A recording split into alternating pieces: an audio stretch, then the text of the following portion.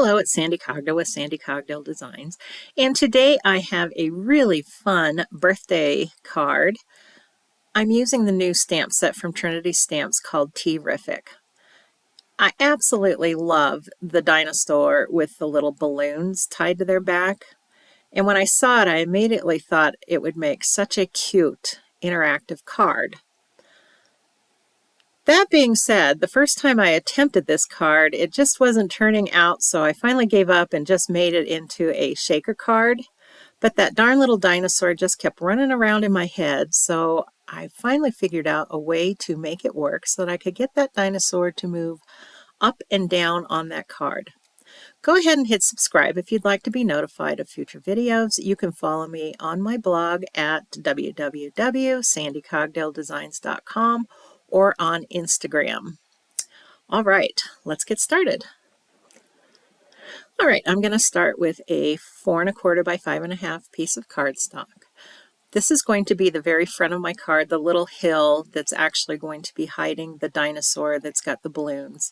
So what I'm wanting to do is I'm going to measure up 1 inch roughly from the bottom corners, mark that on my cardstock, and then I am going to take a hillside border die from Lawn Fawn, get that placed where the hill is actually towards the center or at the center of the cardstock, which would be 2 1/8. Get that taped down and run it through my die cut machine. Now I've got another piece of cardstock cut at 4 1/4 by 5 1/2. That is going to be the background of my card. That's the one that's going to have most of the inking on it. I'm going to measure in to the halfway point, which is 2 1/8. And then I am going to draw a very light pencil line about 1 1/8 inch up from the bottom and about 2 inches long. That's going to give me a guideline to cut out that center slit. To make this card interactive, I'm actually using Lawn Fawn's Let's Toast pull tab add-on to make this card interactive. There's a die in the set that cuts the notch out at the very top of the card. This is actually going to be our background. It's the one that we're going to do the inking on. I'm going to go ahead, tape that down, and then run it through my die cut machine. As you can tell, this particular die fits perfectly across the top of that card, so it's pretty easy to place and make sure it's centered.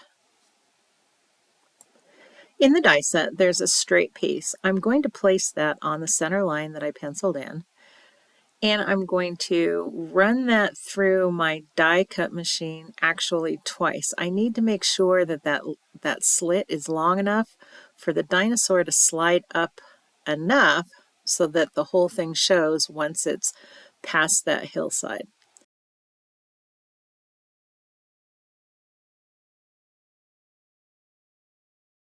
I want to make a deserty looking kind of rocky background for my background.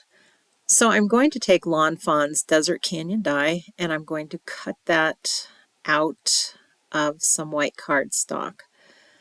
I don't need the whole piece as it is, so I'm just going to trim it up a little bit. I'm going to trim it where that first hillside is, and then I'm going to trim off the frame that the die makes at the top of the card. I don't want a frame on my card. The first card that I made that was actually a shaker card, I left the frame on because I knew I was going to be covering it with another piece of paper frame. But on this card, no frame. It wouldn't work very well with the mechanism. I want to ink the sky in first, so I'm going to actually put a little bit of temporary adhesive on the back of my panel, place that on my glass surface, and then I'm going to line up where I want that canyon to appear on my card and where I would like the sky to come in. Once I've got that placed where I want it, I'm going to go ahead and just tape that down with some paper tape, and then I'm going to get started inking it. I'm going to start with Tumbled Glass Distressed Oxide ink, and I'm going to just lay in a layer of that along the top of my card where I want my sky to be. I'm going to be very careful around those rock edges to not get ink under them or bend them. I wouldn't recommend using pixie spray. I've tried that before on paper as far as getting that to adhere a stencil down, and it leaves a little bit of a residue, and I'm still planning on doing inking below the sky. So I would just, my recommendation is to just be very careful around those edges so that you don't kind of mess them up and then have to start all over again, because that really stinks. Now I'm going to use Prize Ribbon Distress Oxide ink. I'm going to start at the top of my card and just blend down a little bit to give my sky a little bit more dimension. And again, I'm being very, very careful at the edges of those little rock formations because I don't want to bend them. Oh my goodness, that sky is looking so pretty. Now I'm going to take the piece that was cut out from the die, and I'm going to use that as my mask. I'm going to cover up my sky, but I'm going to be really careful to leave just a really teeny edge of that blue to, I'm going to leave that showing so that when I put my next color of ink on, it kind of goes up to it and blends in.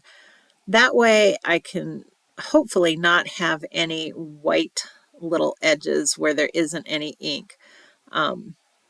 It still happens, and when that happens, I usually just find a Copic marker that's close to the ink color and just kind of blend that in.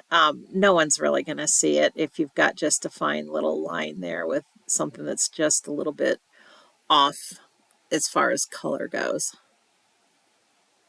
To give my background just a little bit more interest, I'm going to use Lawn Fawn's Hillside Stencil to place in a couple of different hillsides.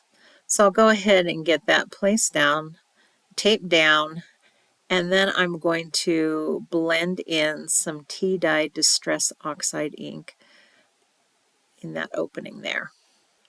I'm going to use that stencil now as a mask up above, so I'll go ahead and peel it off my surface, place it above, lining up the curves of the stencil, tape that down, and finish up inking the rest of that card. I'm still using tea-dye Distress Oxide ink.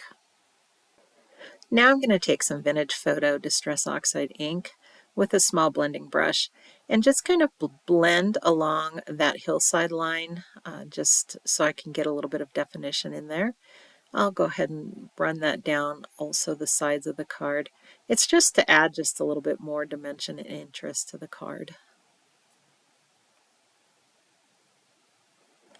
I'm going to move that stencil down again, and using the Vintage Photo ink, I'm going to lay in another one of my little hillsides, and I'm just going to offset that a little bit so that they're not like perfectly symmetrical or asymmetrical. I'm not sure which word I'm supposed to use there. Anyway, we're going to lay in another little hillside there, and then I'm going to go back up at the top, and at the very tops of my little canyon walls and my little rock formations, I'm going to put a little bit of the Vintage Photo on top of that, just to give them a little bit more definition. Okay, we're looking pretty good, except I do have some little white spots where I didn't ink on my cardstock, so I will go back in with some Copic markers that kind of match those colors and just blend in those lines. I'm going to add a little bit more Vintage Photo Oxide down the sides of the card where the hill won't be covering that up. Now we're going to work on that little hillside. We're going to blend in some tea-dye Distress Oxide ink. Then we're going to go back in with Vintage Photo and just kind of touch up those edges. Nothing crazy on this one. It's just adding just a little bit more accent to it.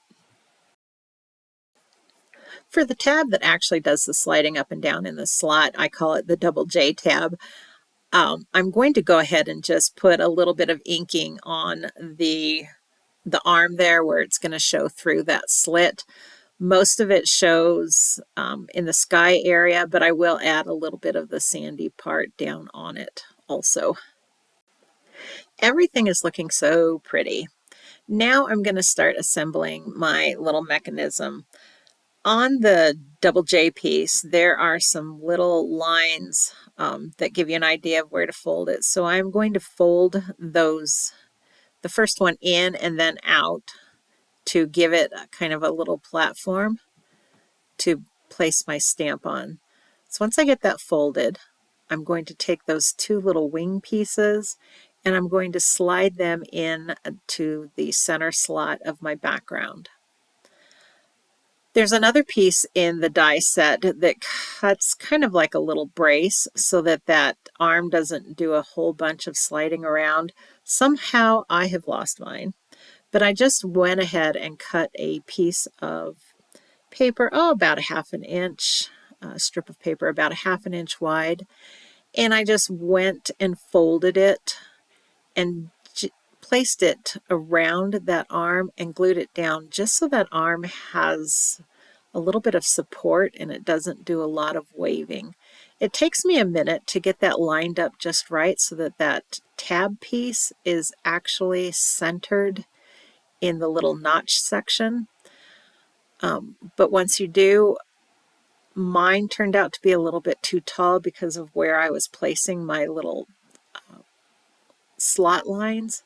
So I did have to trim that off at the top of the card.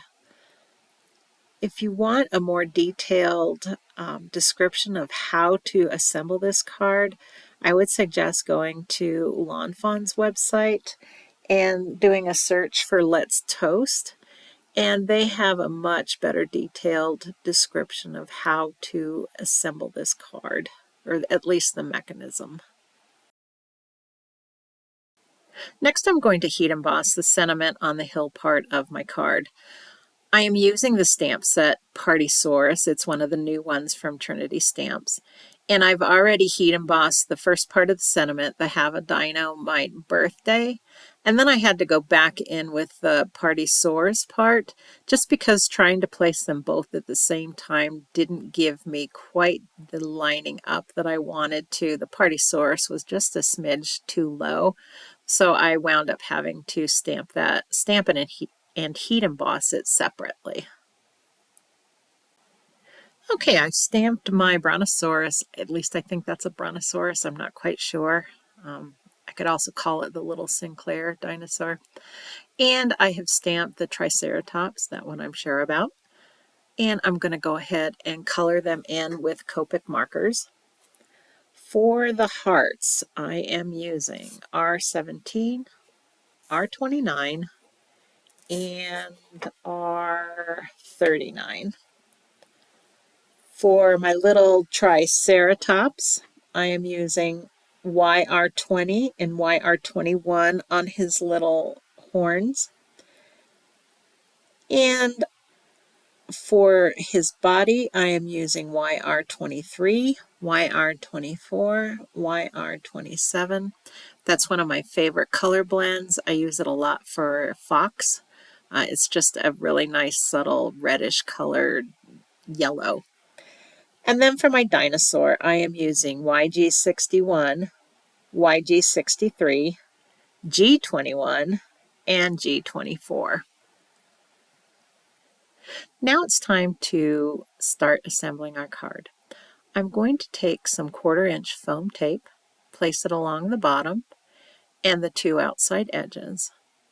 I don't want to put any up along the hillside or the top of that hill because I want my dinosaur to move up and down freely. Once I get the tape on there, I'll go ahead and peel off the little protective pieces and place that on the bottom of my card, lining up my edges.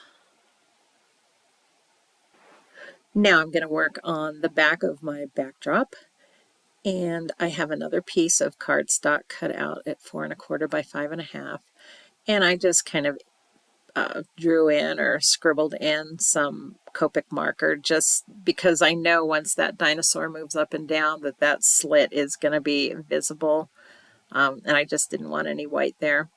Anyway, I'm going to take some 1/2-inch foam tape. I'm going to put it around the outside edges and along the bottom of my backdrop. And then I'm going to put just a little teeny bit at the top, making sure to not impede the movement of that little arm piece. I'll get those adhered. I'll peel off my tape, and then I will adhere the backdrop of my card to my third piece of cardstock that I've got cut out. Once I have that in place, I'll kind of fiddle with my little arm piece and just make sure everything's moving smoothly and clearly. That pretty much does it for this card. I think it turned out really, really cute. I'm happy with it. I'm glad I let that dinosaur roam around in my mind for a little bit more so I could figure out how I wanted to get this card made. And all I have left to do is put this on a card base, and this card is ready to send out to the recipient, whoever that is going to be.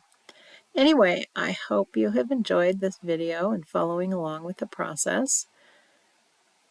Go ahead and subscribe to my channel if you want to be notified of future videos, and you can also follow me on Instagram at Sandy Cogdill. Thanks so much, and I hope you have a fantastic day. Bye-bye.